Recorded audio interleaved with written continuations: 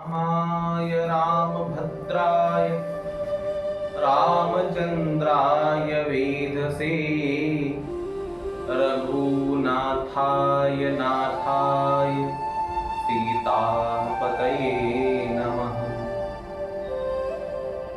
सच्चिदानन्दरूपाय विश्वोपत्यादिहेतवे तापत्रय विनाशाय श्रीकृष्णं वयं नमः। तप्तकाञ्चन गौरां राधे वृन्दावनेश्वरी वृषभानुसुते देवी प्रणमामि हरिप्रिय। मनोजवं मारुतुल्यवेगं जितेन्द्रियं बुद्धिमतां वरिष्ठं वातात्मजं वानरयूथमुख्यं श्रीरामदूतं शरणं प्रपद्ये। वृन्दाय तुलसीदेवी प्रियाय केशवस्य च विष्णुभक्तिप्रदे देवी सत्यवत्यै नमो नमः। नमः गोभ्यै श्रीमतिभ्यै सुरभ्यैभ्यैव च नमो ब्रह्मस्ताभ्यश्च पवित्राभ्यो नमो नमः। अज्ञानतिमिरान्धस्य ज्ञानाञ्जनशलाकया चक्षुरुन्मीलितं येन तस्मै श्रीगुरवे नमः। श्रीसीतानाथसमारम्भां श्रीरामानन्दारमध्यमाम् अस्मदाचार्यप्रणयन्तां वन्दे श्रीगुरुपरम्परां। भक्तभक्ति भगवन्त गुरु चतुरनाम बपुएक तिनके मदबंधन किए नाशय विघ्नानेकवाञ्छाकल्पतरुभ्यश्च कृपा सिन्धुभ्यैव च पतितानां पावनेभ्यो श्रीवैष्णवेभ्यो नमो नमः। जनकसुता जगज्जननी जानकी जनकसुता जगज्जननी जानकी अतिशय प्रिय करुणा निधान की अतिशय प्रिय करुणा निधान की ताके जुगपद कमल मन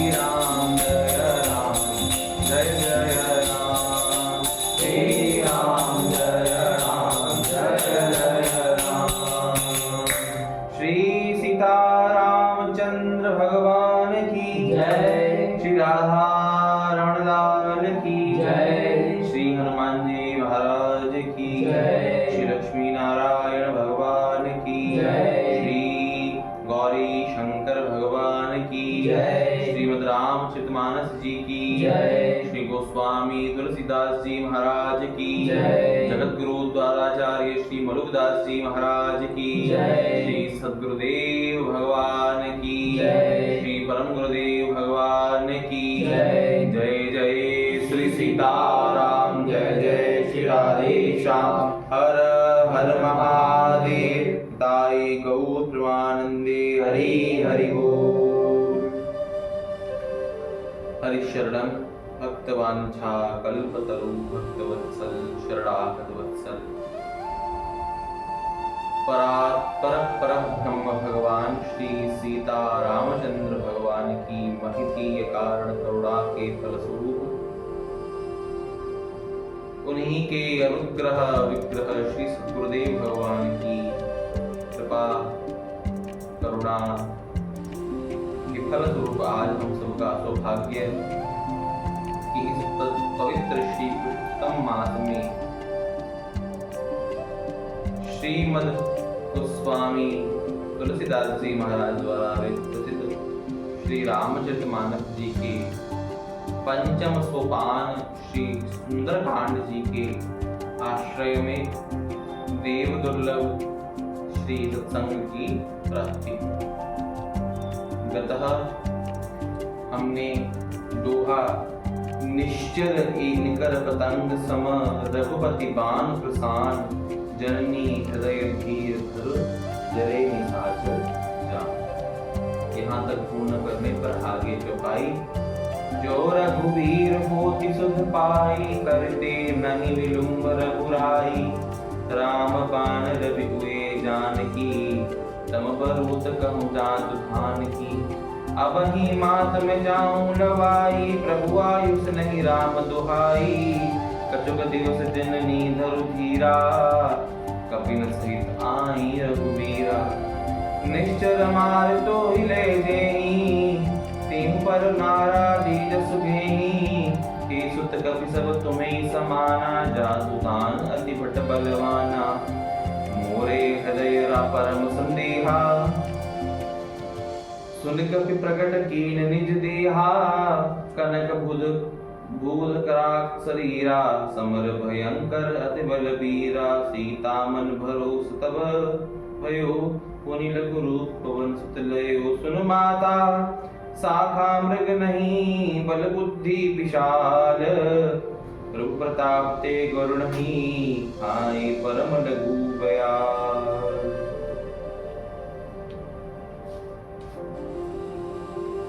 तो हनुमान जी महाराज संवाद में कह रहे हैं जो रघुवीर हो कि सुध पाई करते नहीं विलुम्ब जहुराई, कि अगर जानकी जी अगर आपकी सुधि पता होती कि आप कहाँ हो तो फिर श्री रघुनाथ जी किसी प्रकार का विलंब नहीं करते। प्रभु का विलंब तब तक ही है जब तक प्रभु को हमारे बारे में ना पता। जैसे हम जब तक इस संसार के अंदर, संसार के भोगों के अंदर हमारा मन हो लगा है तब तक भगवान तक हमारी सुधि पहुंचेगी नहीं। क्यों? क्योंकि हम भगवान को ये दिखा रहे हैं कि हम इस संसार में खुश। जैसे कोई व्यक्ति कहीं फंस जाए किसी जंगल में, किसी समस्या में, और अपने दोस्तों को, अपने मित्रों को फोन कर कर बोले कि मैं यहाँ बहुत खुश हूँ, तो क्या वो उसको ढूंढने आएंगे? नहीं आएंगे। लगेगा ठीक है वहां तो सुरक्षित है, खुश है। परंतु अगर वो बोले कि मैं बहुत कष्ट में हूँ, मैं बहुत दुखी हूँ, मैं फंस चुका हूँ, तो उसको बचाने के लिए वो आ जाएंगे। वैसे ही हम भगवान के सामने जब जाएं तो हम ये कहेंगे कि प्रभु हमें सबसे बड़ा दुख यही है कि हम आपकी प्राप्ति नहीं करते। हम संसार के भोगों में खुश रहते हैं और भगवान को लगता है कि ये खुश है तो जो ये चाहे तो जैसे छेसी ठाकुर अर्जुन को भी भगवान ने कहा। तो जब तक हम संसार के भोगों में बने रहेंगे तब तक भगवान हमें बचाने नहीं आएंगे। क्यों? क्योंकि हम भगवान को ये दिखा रहे हैं कि हम इस स्थान पर परम सुखी हैं, हमें कोई कष्ट नहीं। राम बाण रवि हुए जानकी तुम बरूत कहु जात धान की। तो जैसे सूर्य के उदय होने पर अंधकार नहीं रह पाता, वैसे ही जानकी जी राम जी के बाण चलने पर कोई राक्षस जीवित भी नहीं रह पाएगा। केवल रघुनाथ जी को आपका नहीं पता आप कहाँ थे, इसलिए रघुनाथ जी अभी तक नहीं पहुंचे। अब ही मां तुम्हें जाऊं लवाई, प्रभु आयुष नहीं राम दो। माता मैं आपको अभी ले जाऊं, परंतु मुझे इस चीज की आज्ञा। कोई भी भक्त, कोई भी वैष्णव ऐसा कार्य नहीं करता जिसमें उसको आज्ञा नहीं है। क्यों? क्योंकि हम कोई कार्य कर रहे हैं, हम अपनी बुद्धि लगा रहे हैं, हमें उसमें आज्ञा नहीं प्राप्त मान लो। तो हमारी बुद्धि इस मटेरियल लेवल तक ही है, मटेरियल संसार तक ही है, तो हमारा थॉट भी कहां तक जाएगा, उस मटेरियल थॉट तक ही जाएगा। और क्या पता हम अपना थॉट लगाने पर उस प्रोसेस को पूरा कर भी पाए कि ना कर। इसलिए आज्ञा, जब आज्ञा हो जाएगी तो आपको लगेगा कि ये कार्य तो संभव है, परंतु आज्ञा के कारण वह संभव कार्य भी पूर्ण हो जाएगा। और आज्ञा नहीं है और ऐसा कार्य कर रहे हो जो संभव है, हो सकता है, फिर भी नहीं होगा। क्यों? क्योंकि आज्ञा नहीं। इस मार्ग में आज्ञा प्रधान है, आज्ञा पर चलना ही प्रधान है। कि जप कैसे होगा, कीर्तन कैसे होगा, भोजन कैसे पाया जाएगा, ठाकुर जी की, श्री जी की सेवा कैसी होगी, रसोई कैसे बनेगी, ये सब किसके अंतर्गत आ गया? आज्ञा के अंतर्गत। हम सब संप्रदाय की बात तो पता नहीं, हमारे संप्रदाय में श्री वैष्णव मताब्ज भास्कर जो है उसमें श्री रामानंदाचार्य भगवान ने आज्ञा ही प्रदान करी कि किस प्रकार से क्या होगा और क्या नहीं, कौन सा व्रत करना है, कब करना है, कौन सी तिथि में करना है, कैसे भगवान की सेवा, तत्व क्या है, श्री जानकी तत्व क्या है, राम तत्व क्या है, भक्ति क्या है, वैराग्य क्या है, इन सबका मिश्रण किसने किया? जगत गुरु जी ने किया। किसमें? वैष्णव मताब्ज भास्कर। यानी कि यह मार्ग, और इस मार्ग का मूल क्या है? आज्ञा। इसलिए आज्ञा का आश्रय जरूरी है। मान लो तुम्हें किसी चीज की आज्ञा प्राप्त है, पर वो दूसरे के लिए नहीं है, दूसरे के लिए वो आज्ञा नहीं है, और वो उस कार्य को कर बैठे तो उसका अहित हो जाएगा। पर तुम्हें वही कार्य दिया हो, आज्ञा सहित दिया है, जो तुम्हारा अहित नहीं हो। इसको याद रखो, आज्ञा मूल है। कुछ दिवस जननी धरु धीरा, कपिन सहित आई रघुबीरा। तो कहा कि जननी कुछ दिन धीर धरो, कुछ दिन शांत बैठिए। क्यों? क्योंकि कौन आएंगे? रघुबीर आएंगे। किसके साथ आएंगे? कपिन सहित, यानी कि मेरे जैसे कुछ बंदर भालू हैं, उनके साथ श्री रघुनाथ जी। निश्चर मारते ही ले जही, तिहु पर नारा दीद सुगही। तो बोल रहे मैया कि निश्चरों को मारकर आपको ले जाएंगे। और ये स्तुति कौन गाएगा? नारद जी। नारद जी और जैसे पवित्र प्रवृत्ति ऋषियों के द्वारा आपकी ये कथा गाई जाएगी कि कैसे आपने प्रभु को प्राप्त किया, प्रभु ने आपको किया। हे सुत कपिल सभी तुम समाना, तुम ही समाना, जातु धान अति भक्त बलवाना। उन्हें बोला कि क्या सब तुम्हारे जैसे ही हैं? जानकी जी ने कहा। क्यों कहा? क्योंकि उन्होंने कहा कपि बंदर। अब जानकी जी को लग रहा है कि क्या ये बंदर वो ही बंदर है जो जंगलों में रहते हैं, या हनुमान जी जैसे बंदर है।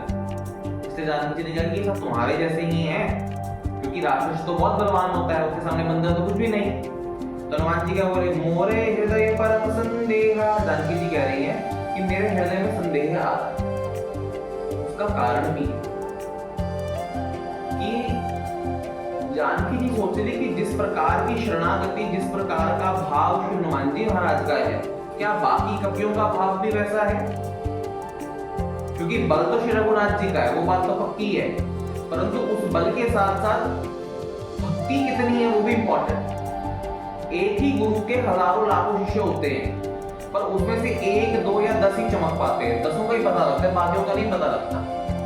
उसका कारण उनकी निष्ठा, उनकी गुरु की, गोविंद के प्रति, नाम के प्रति, भगवान के प्रति निष्ठा उनको अलग कर देती है। एक ही क्लास में 40 बच्चे होते हैं, 50 बच्चे होते हैं, पर टॉप तो 2 ही मारते हैं, 3 मारेंगे या 5 मार लेंगे ज्यादा, उससे तो टॉप नहीं करने वाले। क्यों? उन्होंने क्या कहा कि जैसे सोने के पर्वत के आकार का शरीर था, जो युद्ध शत्रुओं का हृदय में भय उत्पन्न करने वाला अत्यंत बलवान और वीर।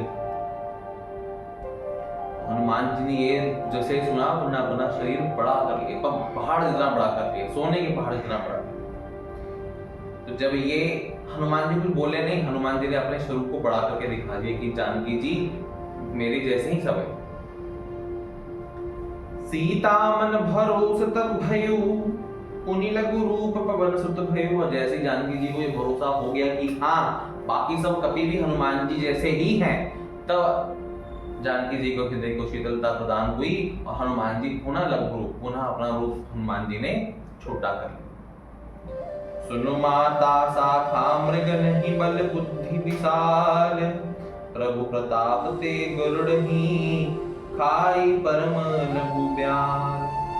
उन्होंने कहा हाँ मैया आपका संशय ठीक है, क्योंकि बंदरों में बुद्धि नहीं है, कपियों में बुद्धि नहीं है, बल नहीं है, बुद्धि नहीं है, परंतु वह बल बुद्धि किसका है? श्री रघुनाथ जी। अगर भगवान की कृपा हो जाए तो छोटा सा सांप भी बड़े से बड़े गरुड़ को खा जाए। वैसे तो गरुड़ सांप को खाता है, परंतु प्रभु बल से क्या होगा? छोटा सा सांप भी बड़े से बड़े गरुड़ को खा जाएगा। यानी कि भगवान की कृपा से कुछ भी संभव है। मूकम करोति वाचालम पंगुम लंघते गिरिम तमहं कृपावंदे परमानंद माधवम। यानी कि मूकम करोति वाचालम, मूक मतलब जो गूंगा हो, जो बोल नहीं सकते, गूंगे बोलने लगनी, मूकम करोति वाचालम बोलने लगेगा। पंगुम लंघते गिरम, जो लंगड़ा है जिसके पैर भी नहीं है वो भी क्या करेगा? पर्वत चढ़ जाएगा। और उसके नीचे क्या है? तम हम कृपा वंदे, कृपा किसकी? परमानंद माधवम, परमानंद स्वरूप श्री गुरु और गोविंद यानी कि माधव की कृपा। इन दोनों की कृपा से सब कुछ संभव हो। आगे मन संतोष सुनत कपिमानी, भक्ति प्रताप तेज बलसानी, असिक दीन राम प्रिय जाना, हुए तात बलशील निधाना। अजर अमर गुण निधि सुत हो, करो बहुत रघुनाथ छो, करो कृपा प्रभु सुनिय काना। निर्भर प्रेम मगन हनुमाना, बार बार ना यशपत सीसा, बोले बचन जोरि कर कीसा। अब कृत्य कृत्य भयो मैं माता, सिख तब अमोघ विख्याता। सुनहु मात मोह तिसय भूखा, लागी देख सुंदर फल रूखा। सुन सुत करहि विपिन रखवारी, परम सुबट रजनी चर भारी। तिनकर भय मात मोहि नाही, जो तुम सुख मानहु मन माही। देखि बुद्धि बल निपुण कपि, कहु जानकी जाहु। रघुपति चरण हृदय धरि, तात मधुर फल खाऊ। तो जानकी जी के मन को संतोष हुआ, भक्ति प्रताप की बलसानी। अब श्री जानकी जी ने जब देख लिया ये सब, परख लिया हनुमान जी को, तब क्या करने लगी हैं? आयुष देने लगी, आशीर्वाद देने लगी। क्या कहने लगी? आशिक दीन राम प्रिय जाना। आशीष कब दिया? जब ये जान लिया कि राम जी का प्रिय। आशीर्वाद गुरुजनों के बड़ों के तभी मिलेंगे जब हम भगवान से प्रियता करें।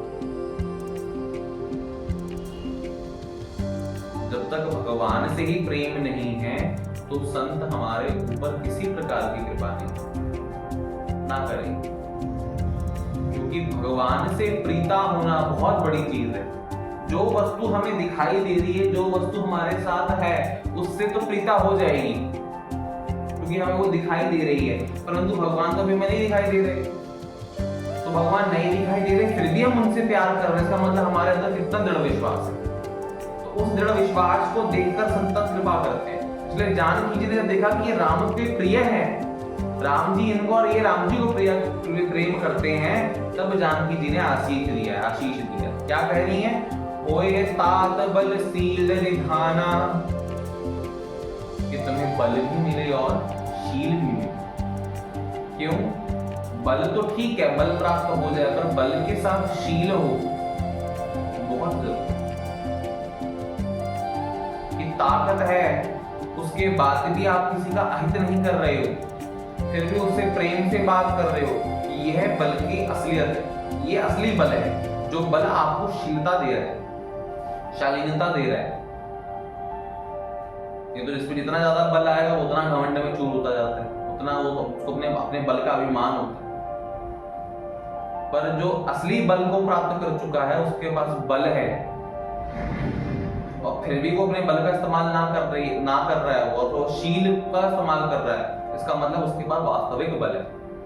और ऐसा बल जिसमें शील नहीं है, उस बल का फायदा नहीं। क्योंकि शालीनता, अगर आप निर्बल हो तो आप तो वैसे शालीन, आपके क्या कर सकते हो, क्या क्या बिगाड़ोगे किसी का? जब आपके पास ताकत ही नहीं है तो आप तो झुकोगे ना। पर जिसके पास बल है और वो तब भी झुक रहा है, इसका मतलब उसकी शालीनता बहुत बड़ी है, उसके अंदर शील बहुत ज्यादा है। नाम मिले के साधु तो सब होते हैं, ठीक है ना, कि भाई आप ब्रह्मचारी क्यों हो? नहीं, निष्ठावान ब्रह्मचर्य का पालन कर। अरे भाई तेरे को मिली ही, तेरे को कोई शादी करनी है तो ब्रह्मचारी बनेगा ना, और तो आप तुम क्या तेरे पास? तो नाम मिलेगा साधु तो सब बन जाएंगे, पर जब आसपास 100 कामनियां हैं, उसके बाद भी वैराग्य को प्राप्त हो रहा है, उसके बाद भी ब्रह्मचर्य को प्राप्त हो रहा है, उसका ब्रह्मचर्य, उसका वैराग्य दृढ़ है।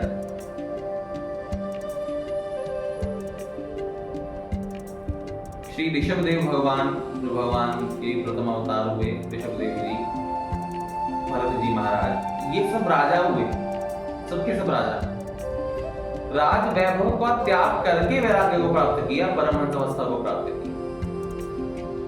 ये वास्तविक वैराग्य है, वास्तविक ब्रह्मचर्य, कि सब कुछ है, आसपास हजारों करोड़ों लाखों स्त्रियां भी हो सकती हैं, उनके होने के बावजूद भी वैराग्य का ऑप्शन चूज करना, ये बड़ी बात। चाहे बुद्ध के चरित्र को देख लो, बुद्ध क्या कर रहे हैं? बुद्ध राजा हैं, सिद्धार्थ राजा होने के बाद भी वैराग्य प्राप्त कर रहे हैं। क्यों? क्योंकि बुद्धि में बल है, शरीर में बल है, परंतु किसका ऑप्शन चूज किया? शीलता। आगे तो जानकी जी आशीर्वाद दे रही है, हनुमान जी का आगे भी कोई रिएक्शन नहीं, हनुमान जी कुछ नहीं कह रहे। अजर अमर गुण निधि सुत हो, क्या कह रही है? अजर, अजर जिसमें जड़ता, जड़ होता है बुढ़ापा, तो जिसको बुढ़ापा ना आए तो बोलते हैं अजर। और अमर जो मर नहीं सकता, जो मारा नहीं जा सकता, उसे अमर। तो क्या वर्ड दे दिया कि तुम अजर हो जाओ और अमर हो जाओ। इसलिए हनुमान जी को बोलते हैं बालाजी, सलासर बालाजी, मेहंदीपुर बालाजी। बालाजी क्यों? क्योंकि अजर हो गए, बुढ़ापा नहीं आएगा, हमेशा यूथफुल रहेंगे, बालक जैसे रहेंगे। इसलिए जब श्री रामानंदियों का भंडारा लगता है तो फिर जब क्या गाते हैं कि हाथ में लड्डू मुख में पान, 12 वर्ष के वीर हनुमान, सिया हरि नारायण गोविंद भज रामा कृष्ण गोविंद। लगा 12 वर्ष। हनुमान जी की अवस्था हमेशा क्या रहती है? 12 साल। गुण निधि सुत हो, गुण निधि, गुणों की खान हो जाओ, मतलब ऐसा कोई गुण नहीं जो हनुमान जी महाराज। करहु बहुत रघुनायक छोहु, मतलब श्री रघुनाथ जी तुम पर बहुत कृपा करें, अनंत कृपा। करहु कृपा प्रभु अस सुनि काना, निर्भर प्रेम मगन हनुमाना। अब निमग्न हुए, अब हनुमान जी खुश हुए। कब? जब कहा कि रघुनाथ आप पर कृपा करें। रघुनाथ जी की कृपा, किसी की कृपा का मतलब क्या होगा? कि सेवा मिल रही। यानी कि अब हनुमान जी को प्रसन्नता हुई, अजर अमरता का वर दे दिया, बल बुद्धि का वर दे दिया, तब हनुमान जी प्रसन्न नहीं हुए।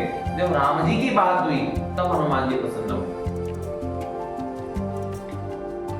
बार बार नायस पद सीसा, बार बार हनुमान जी जानकी जी के चरण पकड़ रहे, फिर हाथ जोड़कर क्या बोले, अब कृत्य कृत्य हूँ मैं माता, अब मैं कृत्य कृत्य हो चुका हूँ, अब मुझे कुछ नहीं चाहिए जानकी जी, हे मैया और कुछ नहीं, आज से तब अमोघ विख्याता, आपका ये आशीष, आपका ये आशीर्वाद अमोघ है, हमेशा रहेगा। और ये हम देखते भी हैं, राम जी कितने मंदिर नहीं होते जितने हनुमान जी के होते हैं। हनुमान जी कहीं भी मिल जाएंगे तो रोड के किनारे किसी पेड़ के नीचे का भी कोई कहीं मंदिर, कभी कहीं मंदिर, रघुनाथ जी का मंदिर तो बहुत कम मिलेगा।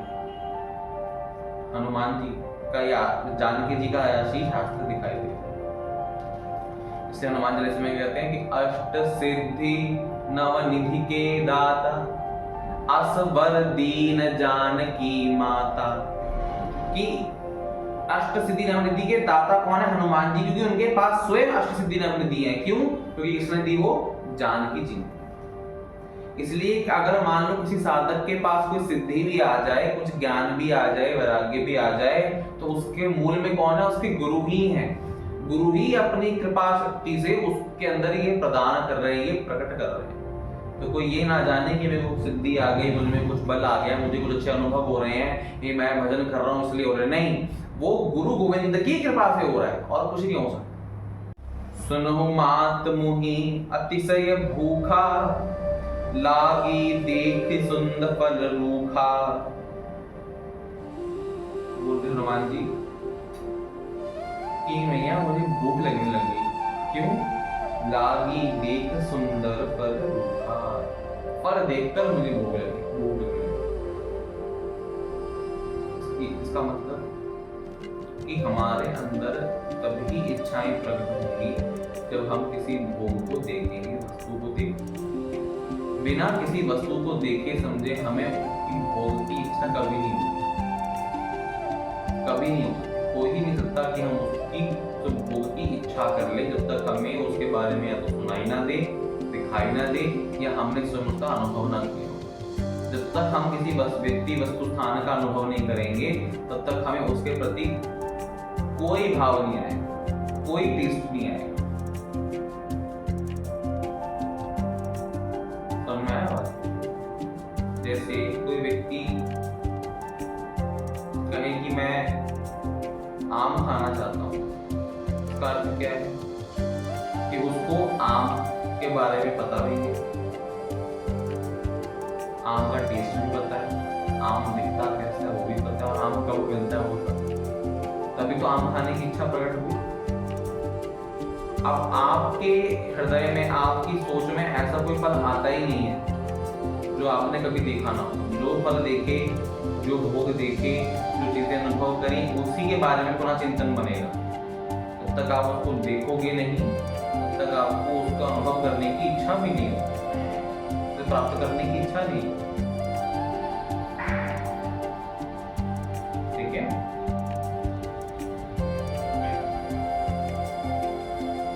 सुनो सत करहि विपिन रखवारी, परम सुभट रजनीचर भारी। रजनीचर भारी कि बड़े बड़े राक्षस इस अशोक वाटिका के इन फलों की, इन रूपों की रक्षा करते। तिनकर भय मात मोहि नाही। हनुमान जी बोलते कि इनका तो भय मुझे नहीं है, इनके राक्षसों का, वो तो मैया मुझे नहीं। जो तुम सुख मानो मन माही, तो मैया आप आज्ञा कर दो, बस इनका मुझे डर नहीं है। देखी बल बुद्धि निपुण कपि, कहो जानकी जब। तो जब ये बल बुद्धि सब देख लिया हनुमान जी का, तब कहा कि तुम जाओ खाओ। रघुपति चरण हृदय धरी, तात मधुर फल खाओ। कि रघुनाथ जी के चरणों को हृदय में धारण कर कर फिर ये फल खाओ। रघुनाथ जी के चरण क्यों? श्री नाभा गोस्वामी जी महाराज ने श्री भक्तमाला में दूसरे जब छपैये का दर्शन करते हैं तो उसमें क्या आता है कि चरण चिन्ह रघुवीर के संतन सदा सहाय का, वो भी याद करना बड़ा आवश्यक है। उसमें भगवान के चरण चिन्हों का ध्यान। तो जब भगवान के चरण चिन्हों का, भगवान के चरणों का स्मरण होगा तब क्या प्राप्त होगा? सहायता प्राप्त, हृदय में बल आएगा। इसलिए कहा कि रघुनाथ जी के चरणों का स्मरण करके तुम्हें बल प्राप्त होगा और उस बल से तुम उस फल को पाना। यानी कि अगर हम कोई भोग भोग रहे, हम मान लो कि सात्विक भोग है जो शास्त्र भी आज्ञा कर रहा है, उसको भी तभी भोगो जब हृदय में रघुनाथ जी। विवाह करना कोई गलत चीज नहीं है, शास्त्र की आज्ञा है। धन कमाना कोई गलत चीज नहीं है, वो शास्त्र की आज्ञा है। पर कैसे? अपने हृदय में रघुनाथ जी के चरणों का स्मरण करते हुए उस कार्य को करो, तो उस कार्य में नहीं फंसे।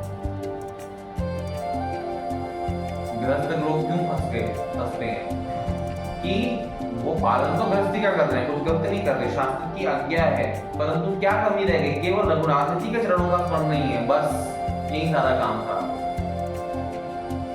पैसा कमाना कोई गलत चीज नहीं है, पर पाप कब बनता है?